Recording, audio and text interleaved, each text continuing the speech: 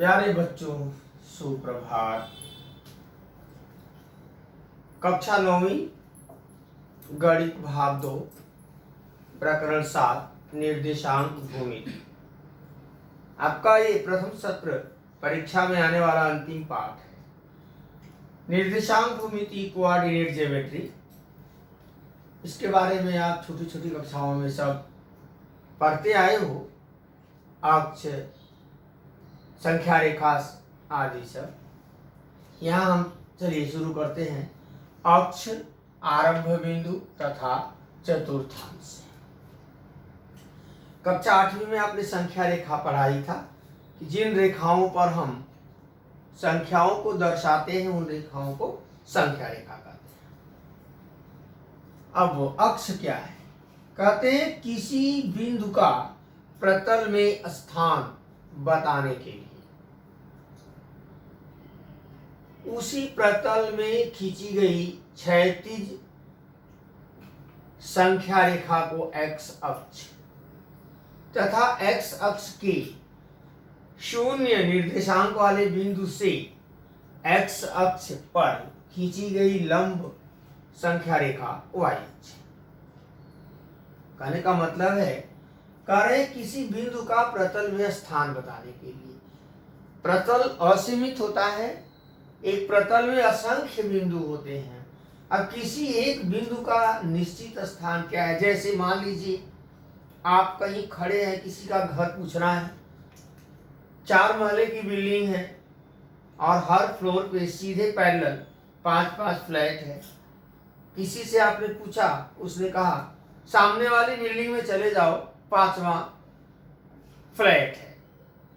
अब 5 फ्लोर है, 5वां फ्लैट कौन से फ्लोर पे जाएंगे? आप परेशान। अगर उसने कहा कि चौथे महले पर 5वां फ्लैट है तो कुछ आपको मिल जाता है, लेकिन फिर भी चौथे महले पे 5वां फ्लैट किधर से? तो अगर सही स्थिति बताता है दाएं से अंतिम फ्लैट या बाएं तरफ से अंतिम फ्लैट, कहने का मतलब जो मार्क है, लैंडमार्क है, उसको निश्चित रूप से बता दे तो आपको अपना गंतव्य आसानी से मिल जाता है। ठीक उसी प्रकार यहाँ पे एक स्थिति की बात है कि कार्य किसी बिंदु का प्रतल में स्थान बताने के लिए उसी प्रतल में खींची गई क्षैतिज संख्या रेखा। ये देखिए, ये क्षैतिज संख्या रेखा है, तो इसको क्या कहेंगे? एक्स अक्ष। अब एक्स अक्ष पर जो संख्या रेखा है, शुरुआत तो शून्य से होता है। शुरुआत आप जो करते हैं वो शून्य से करते हैं, ठीक है। अब शून्य है, ये शून्य आपका एक बिंदु है, ठीक है। अब इस शून्य से एक्स अक्ष पर जो आप लंब रेखा खींचेंगे, इस रेखा को वाई अक्ष कहेंगे। तो यह क्षैतिज रेखा एक्स अक्ष है और ऊर्ध्वाधर रेखा जो है वह वाई अक्ष है। अब इस एक्स अक्ष और वाई अक्ष के कारण इस प्रतल का 4 भागों में विभाजन होता है और प्रत्येक भाग को आप क्या कहते हैं? चतुर्थांश। देखो 1 2 3 4 चतुर्थांश, चतुर्थ अंश, चौथाई हिस्सा अर्थात क्वाड्रेंट, ठीक है। अब उन चतुर्थांशों में अक्षों पर स्थित बिंदुओं का समावेश नहीं होता। जरा ध्यान देंगे, ये चतुर्थांश है तो इस चतुर्थांश में ये बिंदु और ये बिंदु नहीं आएंगे, क्योंकि ये एक्स अक्ष और वाई अक्ष पर है। अर्थात जो बिंदु किसी चतुर्थांश में होंगे वो किसी अक्ष पर नहीं होंगे। उदाहरण के तौर पे हमने दिखाया यहाँ बिंदु P। अब ये बिंदु P कहाँ होगा? देखिए, प्रथम चतुर्थांश में। अच्छा, चतुर्थांश का बंटवारा कैसे होता है? ये प्रथम चतुर्थांश है। अब यहाँ से घड़ी के सुई के विपरीत दिशा में आप घूम जाएंगे, तो प्रथम है तो ये द्वितीय होगा, ये तृतीय होगा और ये चतुर्थ। ऐसे बिंदु Q कहाँ है? द्वितीय चतुर्थांश में। बिंदु R कहाँ है? चतुर्थ चतुर्थांश में। बिंदु S कहाँ है? तृतीय चतुर्थांश में। अब अगर हम आपसे एक छोटा सा प्रश्न करें, हम लिख दें बिंदु T। अब अगर आपसे हम कहें कि बिंदु T कहाँ है, तो आप क्या कहोगे? एक्स अक्ष पर। इसी प्रकार यहाँ इस अक्ष पर कोई भी बिंदु लेंगे, इसलिए इन्होंने कहा कि चतुर्थांशों में अक्षों पर स्थित बिंदुओं का समावेश नहीं होता। यहां आपने शून्य का जिक्र किया। दोनों संख्या रेखाओं पर शून्य एक ऐसी संख्या है, यह संख्या एक ही बिंदु में दर्शाई जाती है। मतलब शून्य ऐसी संख्या है जो x अक्ष पर भी है और y अक्ष पर भी है। इसलिए इस शून्य को आप क्या कहते हैं? इस मूल बिंदु को अंग्रेजी में ओरिजिन बोलते हैं। इसलिए इसे अक्षर O से दर्शाते हैं। तो मूल बिंदु या आरंभ बिंदु, याद रखो ये O जो है ये शून्य यहाँ है, O मूल बिंदु है और यह दोनों अक्षों पर होता है।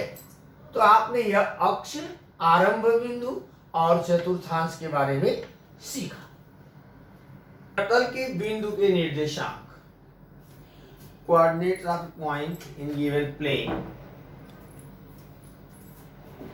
किसी प्रतल में बिंदुओं के स्थान बताते समय पहले x निर्देशांक बाद में y निर्देशांक लिखते हैं। अर्थात किसी बिंदु का निर्देशांक एक छोटा कोष्ठक बनाएंगे, पहले x निर्देशांक फिर कॉमा y निर्देशांक लिखते हैं। तो ध्यान दीजिए, यहाँ पे आप देख सकते हैं कि x अक्ष है, y अक्ष है, ये शून्य आरंभ बिंदु है।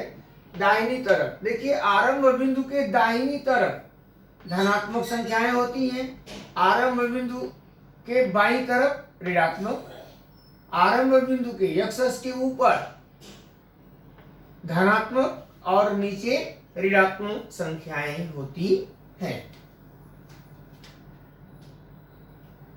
ठीक है।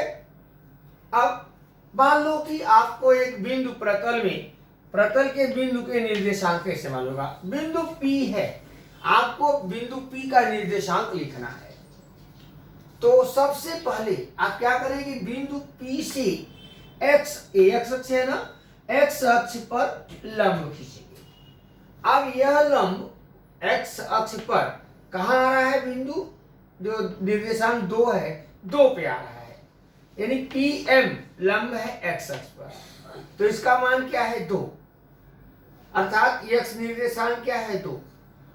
तो कहते हैं कि किसी बिंदु से x अक्ष पर खींचे गए लंब का लंब पाद x निर्देशांक होता है। याद रखिए परिभाषा, किसी प्रतल में दिए गए किसी बिंदु से x अक्ष पर खींचे गए लंब का लंब पाद फूटा परपेंडिकुलर x निर्देशांक होता है। चलिए x निर्देशांक 2 हो गया। अब बिंदु P से कहते हैं y अक्ष पर लंब खींचो। तो दिए गए बिंदु से y अक्ष पर खींचे गए लंब का लंब पाद y निर्देशांक होता है। तो ये लंब है, यहाँ बिंदु 3 है, तो y निर्देशांक क्या हुआ? 3। तो बिंदु P के निर्देशांक 2, 3। इसी प्रकार आपको Q का निर्देशांक निकालना है। तो पहले x अक्ष पर लंब डालेंगे, इसका मान ऋण 3 है, फिर y अक्ष पर लंब डालेंगे, इसका मान 2 है। तो इस प्रकार आप बिंदुओं के निर्देशांक ज्ञात कर सकते हैं। ठीक है। अब अक्ष पर स्थित बिंदुओं के निर्देशांक कैसे निकालेंगे? ध्यान दो, हमने अक्ष की बात किया था आपसे। जो अक्ष पर बिंदु है वह किसी प्रतल के किसी चतुर्थांश में नहीं होता। चलिए, एक बिंदु हमने x अक्ष पर आरंभ बिंदु के दाईं ओर लिया, बिंदु है A। ये देखिए ना, हमने सर्कल बनाया है गोला छोटा सा। अब A का निर्देशांक आपको बताना है। तो आप क्या कर रहे हैं कि बिंदु A यानी इसकी y अक्ष से दूरी कितनी है? देखो ना, लंब डालेंगे यहाँ पर तो ये 3 इकाई दूरी है, तो 3 हो गया। लेकिन बिंदु x अक्ष पर ही है तो इसकी दूरी 0 है, इसलिए y निर्देशांक 0 हुआ। तो A का निर्देशांक क्या हुआ? 3, 0। ऐसे ही एक बिंदु, चलो आप आरंभ बिंदु की बाईं तरफ ले लो, ये B है। अब इसका x निर्देशांक कितना है? ऋण 2, क्योंकि यहां से y अक्ष की जो दूरी है देखो 2 है, लेकिन x अक्ष पर बिंदु है तो y का मान क्या है? 0। तो बिंदु B का निर्देशांक ऋण 2, 0। अब हम y अक्ष पर एक बिंदु देख रहे हैं D। बिंदु यहां पे है,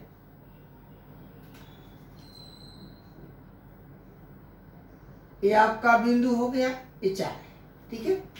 तो अब इसको देखो, y अक्ष पर बिंदु 4 है तो y निर्देशांक 4 है, ठीक है।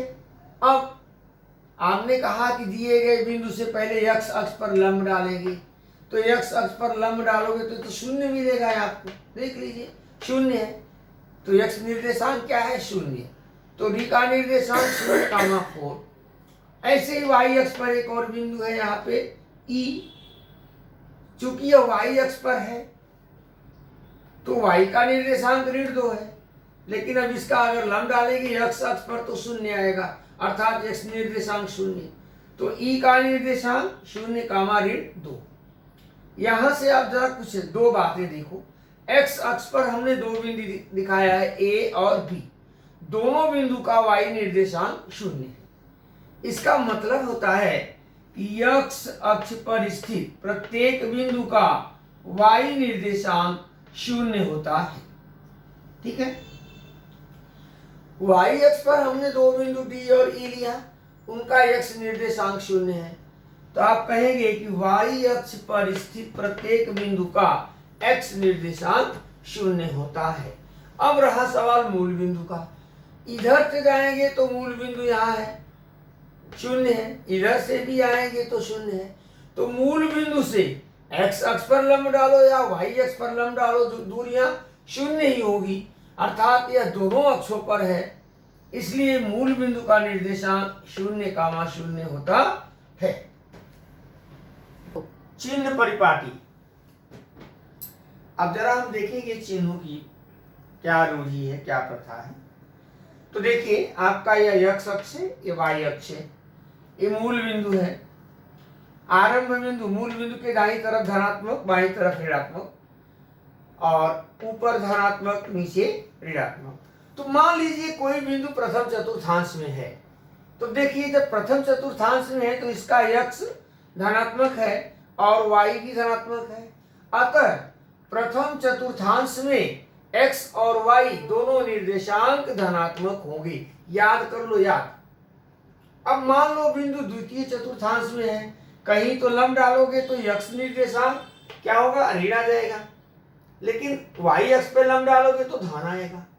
तो कहने का मतलब है कि द्वितीय चतुर्थांश में अगर कोई बिंदु है तो उसका आप बिना देखे कैसे बताओगे, x निर्देशांक ऋणात्मक होगा और y निर्देशांक धनात्मक होगा।